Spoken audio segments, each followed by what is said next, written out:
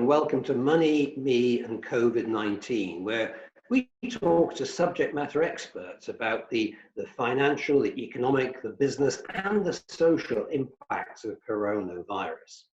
My guest today has progressed from making a six-figure income as a stage hypnotist in his early days through to becoming one of the UK's leading experts on buying and selling businesses through his organisation, the Dealmakers Academy.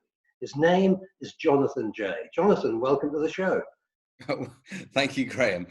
You're certainly going back. You're going back 25 years with that introduction. So, yeah, that's in the dim and distant past. But yeah, well, I'm not going to let you get your watch chain out and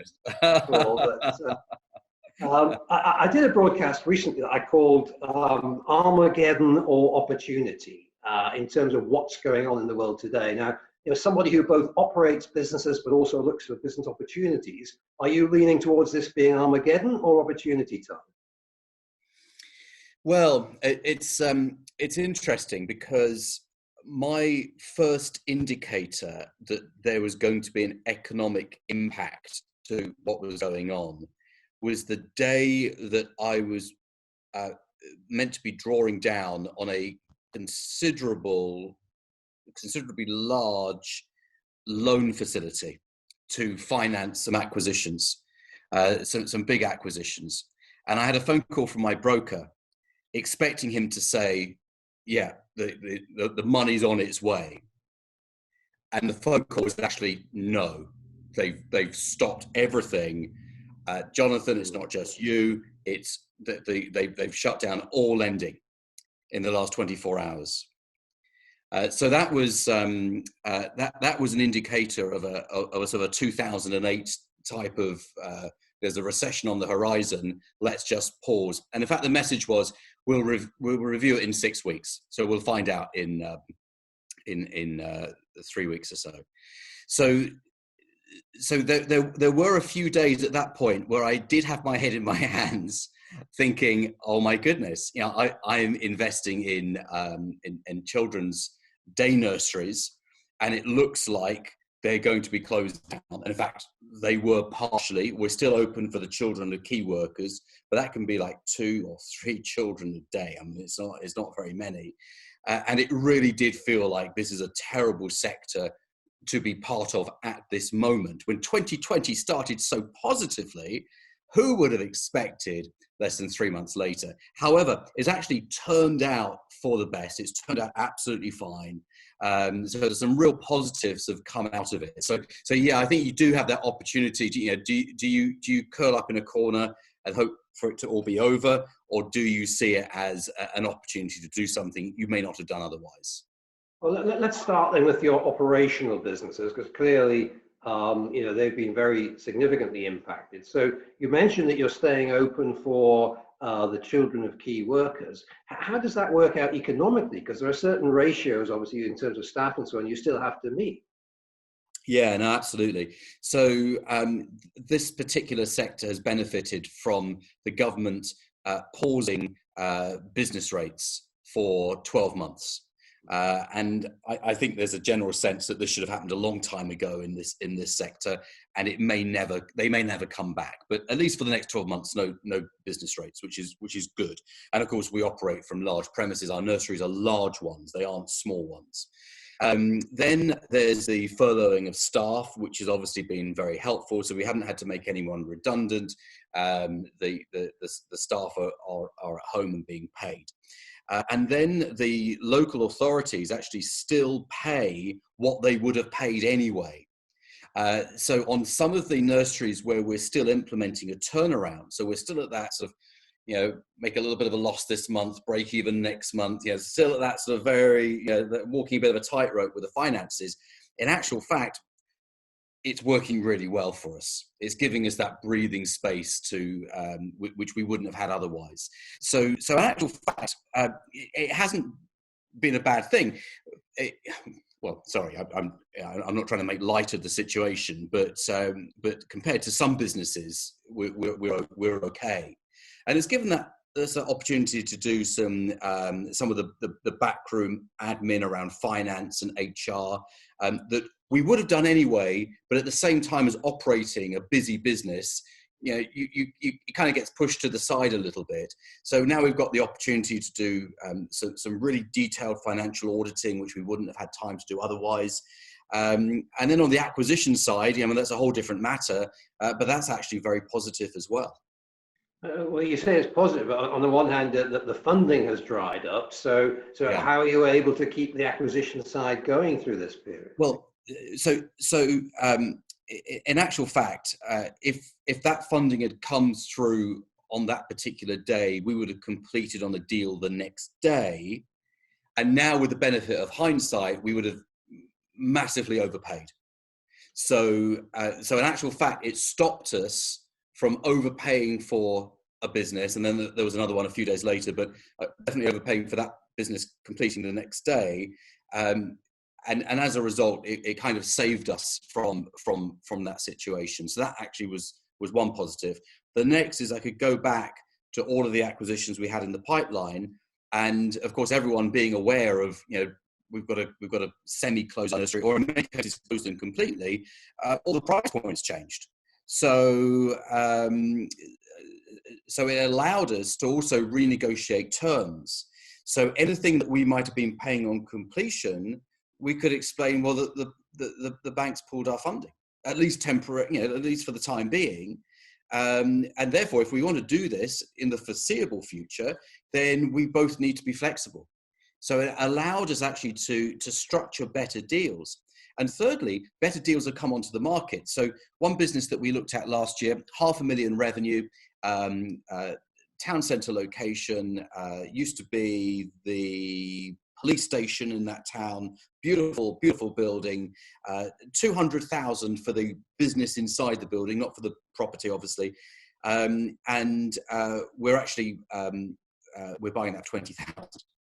So it's reduced in value by 90%, just because of what's happening. Now, clearly, we've got more work to do because we need to build the business back up, let's say September onwards. But we were always prepared to put effort and hard work in anyway. So it really doesn't make too much difference. We'll get our money back very quickly because of the initial investment is so small, £20,000 plus some legals. But so the upside is bigger. So yeah, it's positive, Graham. Okay, because my impression is obviously one of the things you always look at is businesses that may be getting into some distress and therefore are available at a more reasonable price. Yeah. I think what we're seeing at the moment is businesses that were already had, shall we say, underlying health conditions are the ones that are going under, including some very big high street names. Yeah. But I guess the second wave will be businesses that entered this crisis kind of okay-ish, but then as a result of this lockdown of the economy, that's really kind of caused new issues that might mean, paradoxically, that for those who are on the lookout to buy them, there's actually going to be a plethora of deals available coming out the other end of it. This is going to be huge for people who want to acquire businesses, and you know it means that you're going to pay very, very reasonable prices. All the inflated prices that you see when the economy feels good, that disappears. So you pay sensible prices. You can get better terms. If you're interested in buying businesses out of administration and saving jobs and saving the business, then those opportunities. One particular IP that I know, you know, he's got over 70 deals happening or 70 administrations happening right now. And that's a lot. Yeah. At any one point, he might have 10 or 12. Yeah. But he's got 70 at this moment in time. And all those businesses need to be bought by someone. Otherwise, everyone loses their jobs. The business closes down. The customers probably lose whatever service or product that they would have bought. So the opportunity is very, very large right now. And the fact that the funding may have dried up for definitely over the next few months I don't really think there is an issue if you are aware of the ways to structure the deal so that you don't need to put either your own money in or maybe very little. You don't need bank borrowing, and you can structure those deals favorably. I mean, the big concern might be, well, what if I'm buying a business that is on such a downward decline that you can never turn it around? But again, that comes down to deal structure. So you can protect yourself so that you never ever overpay, and you can pay your link to performance. And maybe you've got some emotional sellers. You can do something that allows them to share in that upside, so it's not all doom and gloom for them. There is some hope in selling you their business for way below what they might have sold it to you 3 months earlier. And if you look at the impact of these measures, they really do cut across the entire economy. But as you look at it, can you imagine that there'll be certain sectors where there are some really great opportunities and other sectors where it might be best left well alone as we come out of this? Yes, I mean, I only know what my clients are doing, and the word on the deal making street, as it were, is that this is there are so many opportunities out there that you can go outside of your usual area at very, very low risk. So let's say you were thinking about buying in a particular sector, or intrigued you or interested you. Well, now is the time to pick up a business for virtually nothing, and experiment with it, and rather than staying in your comfort zone of what you know. So it actually expands the possibilities. I think it comes down to attitude as much as anything. You've got to have the skills and the knowledge. You've got to know what you're doing, and you still have to know how to. You can't be too blunt about this. Actually, I think you need to be more sensitive when speaking to the owner of a business when you're considering buying it. But I also think that you need to have the right attitude and that positive, optimistic outlook. So you need to look for the opportunity and be aware of the downside, but say what might happen. And if you can protect yourself from the downside, then I'd be saying to people, well, if you're going to buy a business, why not do it this year, 2020? Because now is the opportunity with so many options. Well, why not? Why not do it now? And do you sense that your own strategy might change as a result of this? Might you, for example, either go after bigger groups of nurseries or move beyond the nursery sector because you're seeing all these other opportunities? Personally, I'm not going to move out of this sector because we're at the beginning of quite a big growth journey, and I don't want to distract myself. Having said that, there are so many groups which might have been nursery groups that might have been very bullish about value and price 3 months ago, but now realize they have to be more sensible. And we are noticing this week, in fact, we're getting a trickle of responses from people who had heard of us being acquisitive in this sector some time ago, and now they're approaching us where clearly before we hadn't been of interest to them. So, I think that the deal making is going to accelerate, and I think it's becoming more and more of a buyer's market. And of course, if you're a buyer in that market, then now is the time to buy, and then become a seller when the economy improves, or at least confidence in the economy improves. And that's where you can sell your group of acquisitions that you made during this period to someone else for a lot more than you bought them. And I think many people will be looking back on this, Graham, and saying that they actually built their group of companies during the coronavirus period.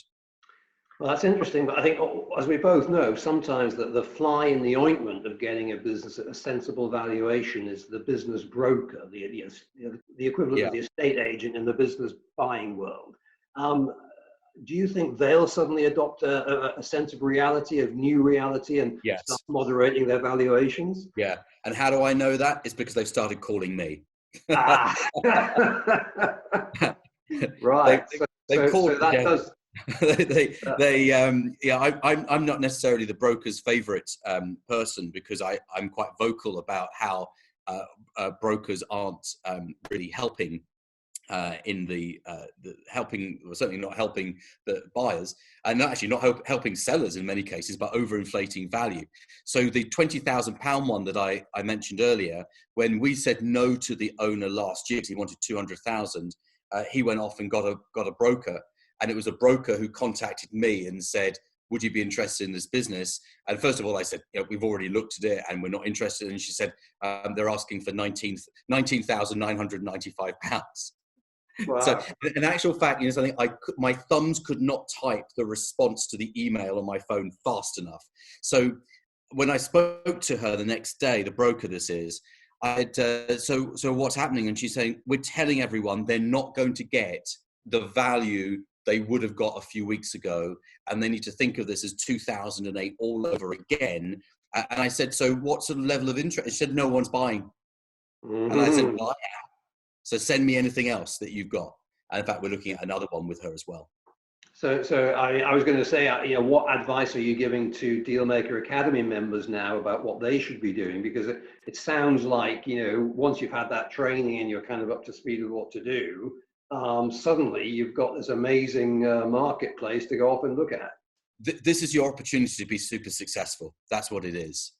And I think we all put excuses in our way to some degree as to why, we haven't got the time, we haven't got, we don't feel prepared for some reason, we're not mentally in the right place.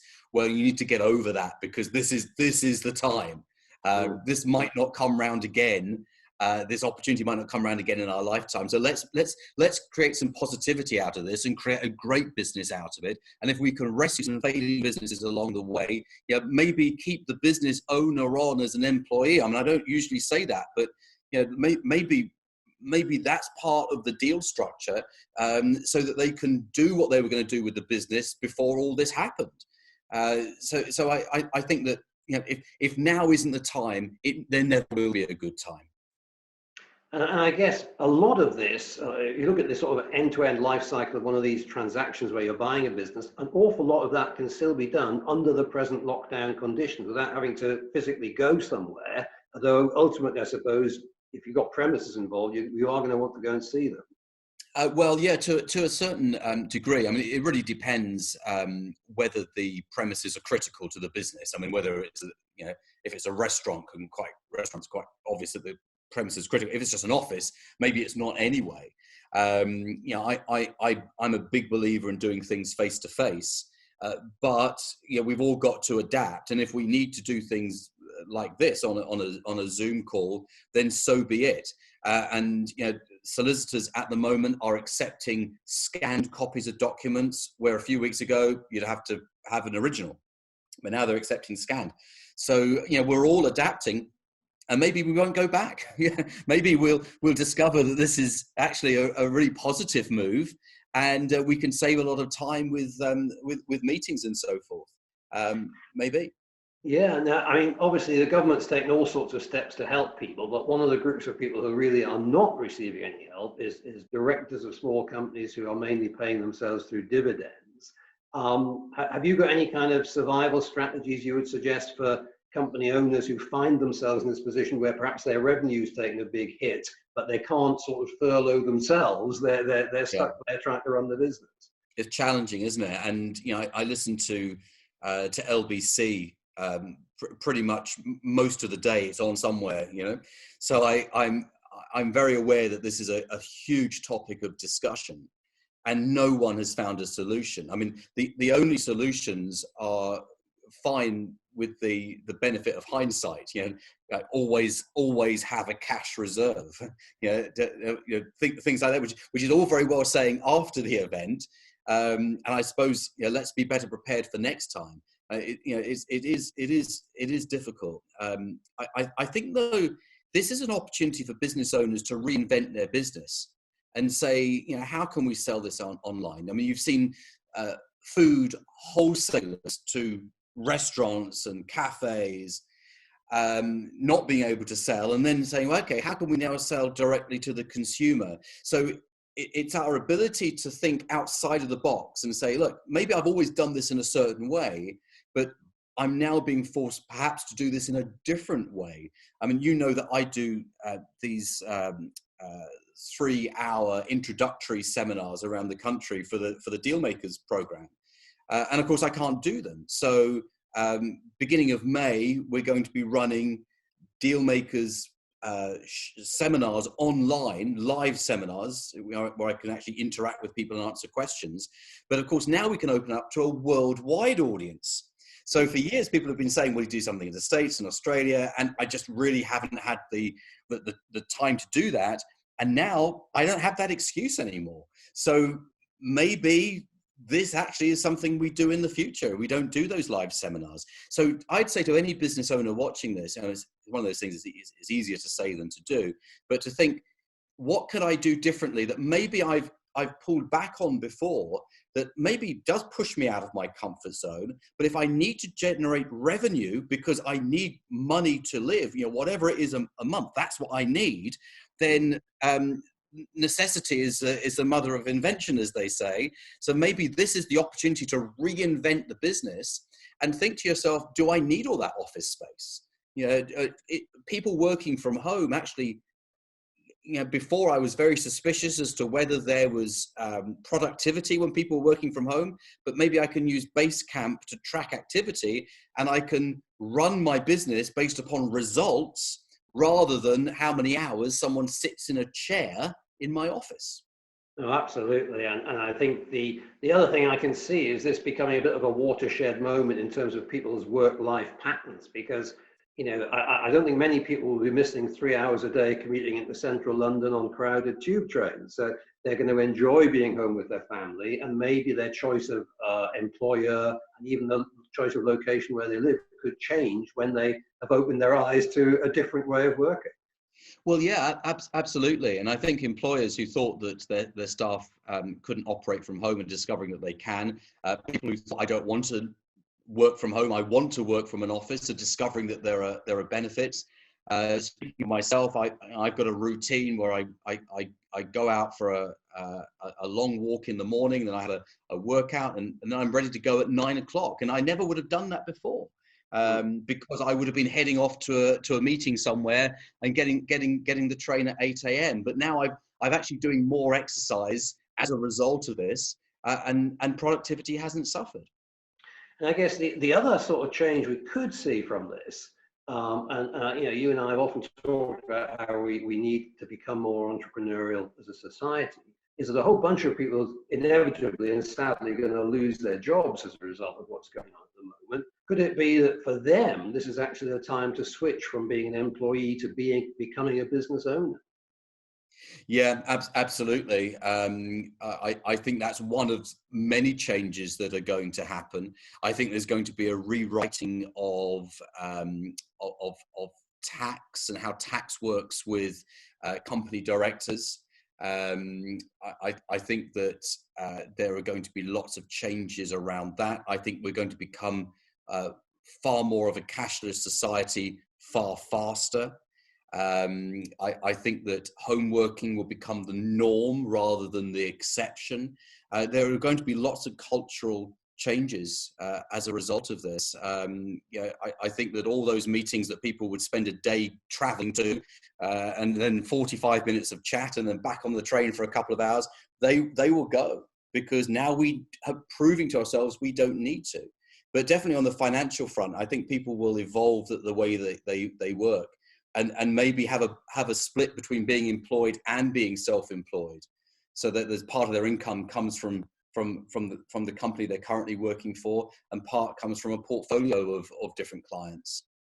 I think also that having made that suggestion about employees becoming business owners, I should put a little bit of a health warning on that and say that there's a lot of pitfalls for the unwary when you start looking at buying businesses, and they really do need to get some training and know what they're doing before they go out into that big wide world and come across these liabilities from businesses that have been trading badly. So what would be your kind of summary of what they should be looking at if they're thinking about perhaps going into business ownership for the first time?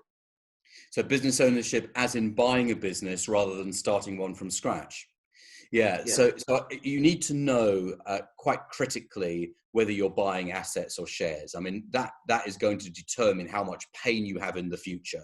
You also absolutely need to understand due diligence and really to get someone else to do it for you. You need to understand what it is that you're buying. And you need to know how to value what you're buying and then how to structure that value so that you don't have to go and borrow money from a bank and use your principal residence as security. So there are just so many things that can go wrong. And many of the people that I meet on the program have a whole litany of challenges that people tell me how they bought a business, they thought it was going to be easy, and the whole thing just crashed and burnt because they made some very basic mistakes. So I wouldn't be skimping on education or being prepared, because if you do, that is when it goes wrong, and going wrong can be catastrophic, especially if you borrowed £500,000 from the bank, charge over your property, which is the equivalent of a personal guarantee, and as a result, you lose your home. So you really do need to know what you're doing. But having said that, if you buy a business, it's a shortcut to the revenues that might have taken you years to build up if you're doing it by yourself. I mean, if it might take you 5 years to get to £1 million of annual revenue, but you can go and do a deal this summer and buy a business with £1 million of annual revenue, you just save yourself 4.5 years of your life, which isn't a bad thing to do. No, I think that's a really important point to understand. And I think, a lot of people think the only way into business is to have some amazing idea and start something new, when the reality is you can absolutely short circuit it by buying an existing business in something that's, people are already showing a demand for.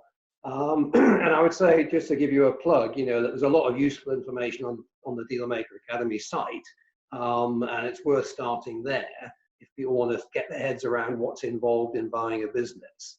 So finally, excuse me, Jonathan, I think the impression I'm getting from you is that, if anything, you're veering towards this being a time of opportunity, and that really it could even prove to be a sort of once-in-a-generation chance to buy some really potentially strong businesses for a very low entry price. This is an incredible opportunity. And if you don't look at it like that, then you are you've only got yourself to blame, really. You have a choice over how you perceive events, and you can choose to be depressed by what's happening and see all the negatives, or you can say, well, actual fact, there is a business opportunity here, and I need to grab it with both hands because my family will thank me for it. And this is the opportunity to create the wealth that you talk about a lot, Graham. And then you take that money and you reinvest it, and you reinvest it in all the places that you talk about. And you could actually secure your family's future over the next year or so by being smart with business acquisition.